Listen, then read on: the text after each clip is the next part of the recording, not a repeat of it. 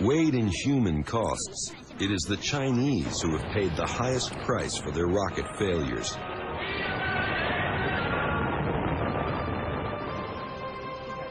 To compete for their share of the satellite business, the Chinese government developed the Long March, a 421,000-pound rocket standing 92 feet tall.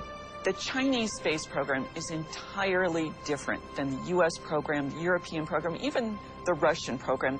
And much of their program was under very, very Spartan and tough circumstances. They were basically trying to build rockets at a time when they were also trying to feed their people under famine conditions. On January 26, 1995, this Long March 2 lifted off from its pad in rural China, with curious local villagers looking on in awe. Within seconds, it had strayed off course and exploded. 6 villagers perished when it crashed near the pad. But that was just a precursor to an even more tragic event 1 year later. On February 14, 1996, the Long March 3 rocket sat on the very same pad as its ill-fated predecessor. Immediately after liftoff, it was clear the rocket was not going to go where its makers wanted it to go.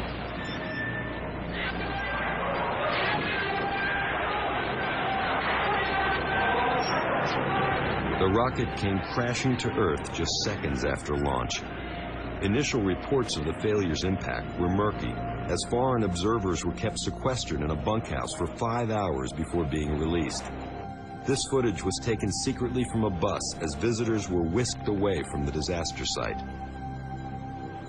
You see the soldiers standing there, but they had to then go out and do cleanup in a massive rural area. I think that explains why they needed this 5-hour time period to get it looking as good as it did, to then shuffle the foreign visitors through and get them out. As the reports trickled out, the world soon became aware of an unprecedented human catastrophe. Observers estimate as many as 500 innocent people were killed in the accident. That certainly makes it the worst space launch accident in terms of loss of life. And even more than earlier Russian accidents, these were rural villagers. These were just people who happened to live in the area. The Chinese government blamed the rocket's failure on an unexpected gust of wind.